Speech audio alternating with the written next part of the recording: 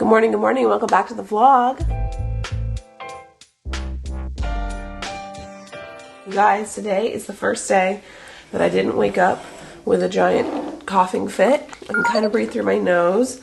It's insane. It's been over a week, but this cold is finally leaving my fucking body. I have never had a cold last this long. Like, I know that in pregnancy your immune system is not like at its most optimal, but like, holy shit, it's been a lot. Also, I know I got zits all over today. Like, I just can't be bothered. I just finished getting ready. This morning I'm going to physical therapy. I think we're going to start doing like a lot of like prepping my pelvic floor for birth kind of stuff. But definitely my pain has been a lot less since my last appointment. I've been less like doing the exercises every day in like a controlled, okay, I'm going to sit down for 30 minutes and do them, and more just like every time I walk down the stairs, every time I walk in general, every time I stand up, every time I sit down, every time I roll over, I'm like engaging all of the muscles, and that has just been like super helpful in reducing pretty much all my pain. I'm just keeping my eye on traffic because it's not the closest to me. Oh, traffic's going down. Okay, great. Instead of making a full breakfast this morning, I'm just having one of these little protein shakes. I know that protein is kind of important right now, so I'm trying to prioritize it.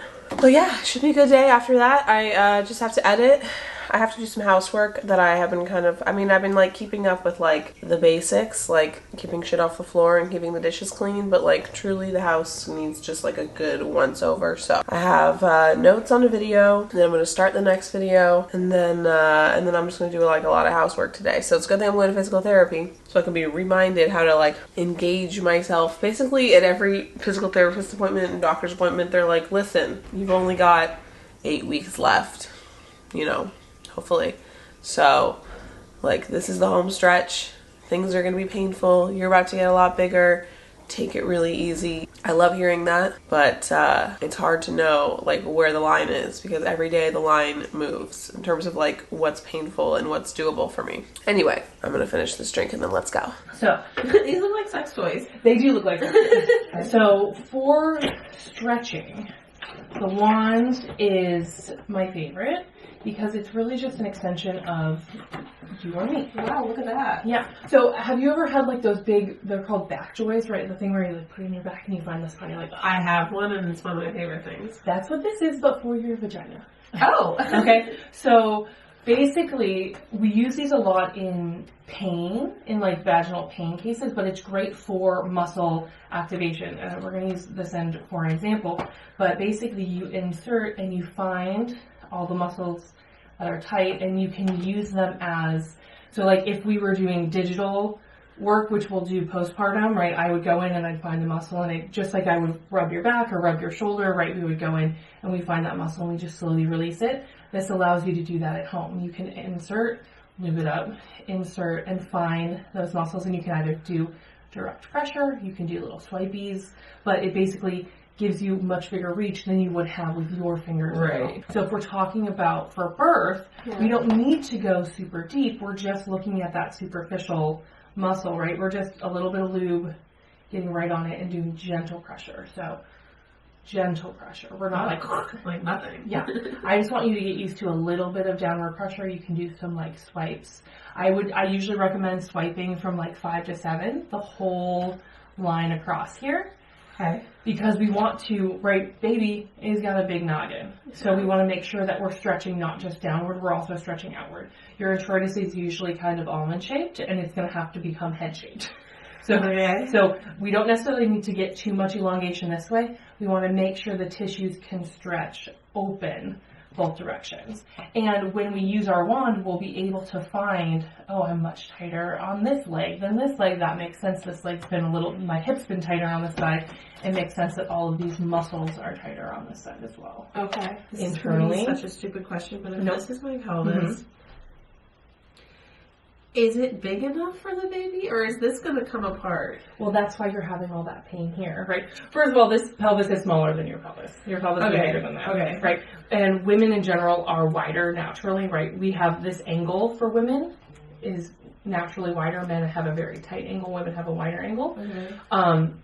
But that's why you're having so much pain, right? All of the ligament laxity, right? We talk about the tenderness here, all the SI joint pain is because this is getting loose to literally be able to spread. And that's one of the things that happens, right? This is where your hips are. When your hips go up, we spread, right? When we talked about when you tuck under, so when your pelvis goes this way, your tailbone goes this way. So we're opening this way and we're opening this way. And that's what all of the positions are meant to do, is to open and create that pelvic inlet that is baby head friendly. Okay, so getting one of these and starting to stretch, what, like every day?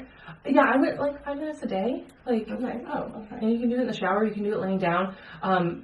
Mario can do it, partners can do it. A lot of people don't like their partners doing it because they think this is play zone for them, this isn't work for them. Right. But a lot of partners like to be involved because they can't do anything, so like, let me help you do whatever I can, right? Hello, I'm back from physical therapy. What a fascinating physical therapy session that was. We didn't do any exercises. We just talked about, you know, pain. Obviously, I've been sick, so I haven't been doing much, so I haven't been in that much pain. But mostly, we talked about preparing my vagina for giving birth, perineum massages, and all of the muscles that are involved in giving birth, and what happens to your pelvic floor when you give birth, and how to best prepare and stretch yourself in advance to avoid tearing. And tearing is one of those things that I'm aware is kind of almost inevitable, but I'm still terrified of it and I don't want it to happen.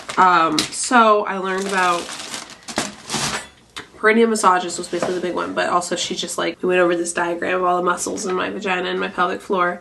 It was unbelievably fascinating. We also talked a lot about like epidurals and like what I should be feeling, because I want an epidural, and like what I should be feeling once the epidural is in, and how I can like manage myself and how long I should wait, and etc, etc. So very informational and helpful little PT appointment. I put out a thing with you guys for asking questions and I got a couple, but I didn't have time to ask her today, so I'll ask her your guys' questions from Instagram next time. And hey, if you guys have any more questions about pelvic floor physical therapy, throw them in the comments and I will ask them next time, I promise. Now, I am making a breakfast quesadilla for lunch. I love quesadillas and they're so easy to make. And the breakfast quesadilla, you know, get that extra protein. I have a lot of editing to do today, but I'm not super stressed about it because A, I'm on top of my schedule, which is nice, and then also B, Mario is not coming home tonight. He's having a boys' night with the boys, so I have lots of time to edit tonight. I'm sorry, what? That looks so fucking good! Oh my god, get inside me. Bon appetit. Okay, you guys don't need to watch me eat. Good morning, it's the next day. Do you hear how better I sound already? This cold is leaving my body. Yesterday I just worked, watched TV, went to bed. The usual. Honestly, much of the same today, but this morning we're going to get our final ultrasound of the baby. It's our 32-week growth scan. I know that it's like, I've had some OBGYNs in my life tell me it's not that common to do this, but my practice does it. The practice I go to does it, and I'm really happy because I want to know how the baby is doing in there. It's my last chance to see him before I meet him in person, which is so wild. So yeah, this is my 32-week growth scan, which I just made me realize today I'm 32 weeks and I forgot to take my fucking picture again. I'm so bad at that. Okay.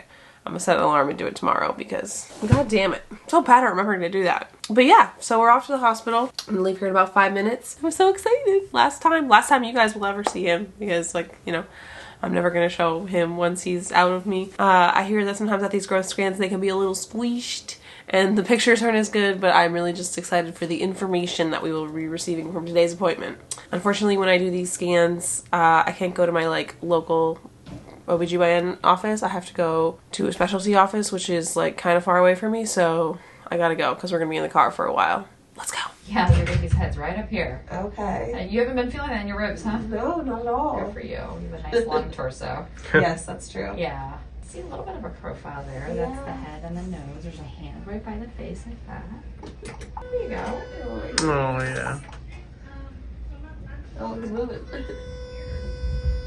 Oh, there my he goodness, is. Yeah. that's a little face. Oh my god, there's a little person in there. A real cute person, too. Oh my gosh. We just had our growth scan. The baby, what did you say, 4 pounds what? 10 or 12 ounces. 4 pounds, 10 or 12 ounces. He looks great. He's breech. But it's only 32 weeks, so she said not to worry about it too much yet. He can still turn around the next few weeks. He's got some lips. There he is. They left him on the screen for us. He's so cute. She said he's measuring perfectly, and other than being breech, everything looks amazing. And she was like surprised that I was like not having problems breathing because he's up in my ribs apparently, but I have a really long torso, and I've been told by her and my physical therapist that that's going to put me in a good position. But she estimates that this baby will be 7 or 8 pounds upon delivery, which tracks with, I think I was 7 pounds. Do you know how big you were? No, I think I was on the smaller side. I might have been in the 6 range. I don't remember exactly. Yeah. But I wasn't big, I know. Well, she said that it usually follows the path of the mom. I was breech and I had to be verted, so let's just pray that this baby does it on his own. But yeah, everything looks good. We're gonna go. We should go to do our bump date today, because today I am 32 weeks. Yeah? We haven't done our bump date. Okie dokie. It's many, many, many hours later From when? I just got home. from our doctor's appointment. Okay, yeah. It's the last time I filmed anything. I think. Oh, there's excuse a me. cat. Let's do our 32-week bump date. Okay. And then we can call it a video. Oh my god, look at his fucking hands. Oh, the fingers are starting to reach the fingers. Look at his foot. It's almost there. It's almost there, yeah. The red is the theoretical size of his hands and feet now. And the white is how big they should be when he's born. Spawn is the size of a plastic scooter board. Oh, I love scooter boards. That's so random. He's also the size of a naked-tailed armadillo. No, you don't like that one? At least it didn't say without a tail, does it? No. He's also the size of a I can't speak French. Pain de bee, a bread made for sharing. And finally, a Florida pomelo. What the fuck is that? None of these are helpful to me. I have no idea what any of these things are in real life, nor what their size is. Florida pomelo. Oh. That's big. I've never seen such a thing before. It's like a big green grapefruit. Here's a stock footage of a lady holding one. In front of her belly, conveniently. Yeah. Alright, well there we go. Okay, 32 weeks. With every day that passes, baby is closer and closer to joining your family, and your little one is working on some very important tasks right now. Like rotating into their birthing position and sucking their thumb. As the spawn keeps getting closer and closer to being born, they now measure in at 17 to 18 inches, are the size of a pomelo, whatever the fuck that is, and weigh about 4.3 pounds. He weighs a little bit more than that. More than that, she said, Yeah. right? Your little one's head also has, we should have asked her about this, a coating of fuzz, and their skin is continuing to fill out. The spawn is still a little ways away from their first mani-pedi, but they do have a full set of finger and toenails. What did you want to ask her about? If he has hair. Oh. We didn't ask. He probably doesn't. He's probably a little bald bitch. Just like his mommy and daddy were. Wait, you weren't. I wasn't bald. No, just like his mommy was. One of your baby's favorite activities right now is sucking their fingers, which is not only cute, but actually improves their coordination and familiarizes them with their own body. The spawn is really practicing for the big stage, breathing and swimming like crazy. Your baby is probably already in the head down position. No, with their head moving closer to your pelvis as they prepare for delivery. What's new with you? Let's talk about me. This late in your pregnancy, you know your own unique symptoms pretty well. Symptoms are different for every pregnant person, but one of the most common symptoms of the third trimester is the increased need to pee. What's new? Hemorrhoids. Thankfully not yet. Flatulence. That's not a pregnancy thing. That's just a that's just a Rachel thing. Little do you know, you've been pregnant for 8.5 years. Before that, maybe. Before I even knew you. I can't speak to that. And constipation, yep, might continue as well. That's too bad, right? You can pass all this gas, like, all the time, but you can't pass solids very well. I know. That is fucked up. Yeah. And you've probably reached a peak in the increased blood flow that's, by now, been contributing to any number of symptoms. That extra 50% of blood does have a purpose, though. Currently, it's helping to keep the spawn snug and safe. Sug and Snape. It's also going to help make up for the blood you lose in delivery. Oh, that's scary. It's time to start thinking about your hopes and plans for labor and delivery, including thinking about if you may want to use any pain management. Talk to your provider about your options. Oh, you got baby. Yeah. Oh, you can't see, but he's got baby. He's so cute. Oh. And that's 32 weeks. Mm. What do we think? Nothing for dad. Nothing for dad, but to support mom. I'm tired. That's all. Yeah. Same. I know Mario, actually this is kind of interesting. Mario, a traditionally extraordinarily good sleeper. Mm-hmm. Deep sleeper. Don't wake up in the middle of the night. Don't get up even to pee really in the middle of the night. Rarely. Never. Yeah. Never. And falls asleep at a reasonable hour. Sleeps all the way up till his alarm every single morning. I don't know what that's like. I've simply never slept that way. But he's a good sleeper. lately, as in what like in the last couple of days? Last week? Within the last week, yeah.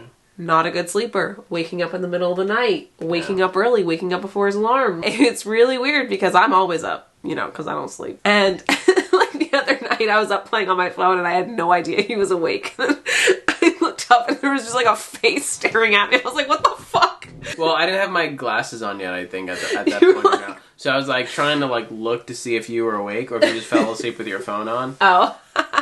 And so I was getting really close to you because I couldn't tell if your eyes were open or not. And then... Yeah, it was scary as hell. And then you noticed me. Yeah. I know. And Beethoven and I always cuddle when I can't sleep. And so Daddy being awake has really ruined our special morning times.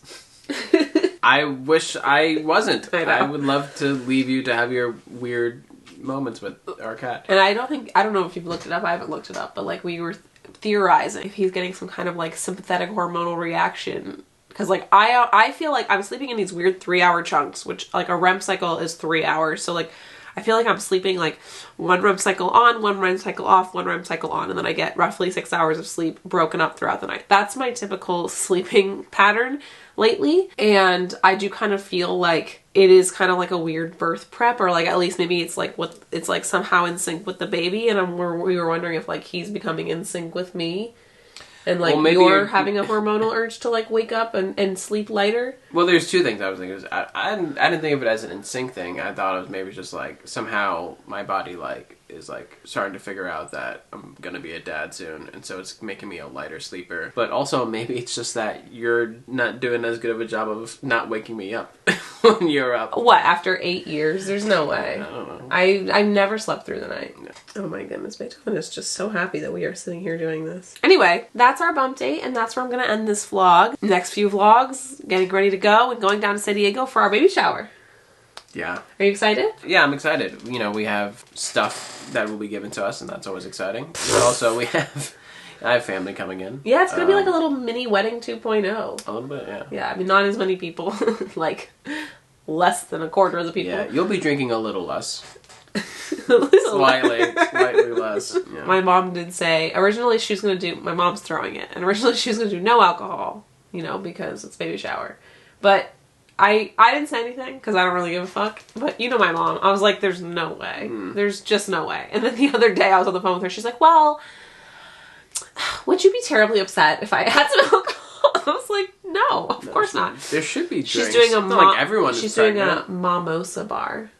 Oh, that's cute. Yeah. Okay. Plus beer. Plus my dad's gonna have tequila because we're having Mexican food. And then he was like, and if Mario wants to drink some whiskey. So I'm like, okay, so now there's a full bar. Is basically what we're saying.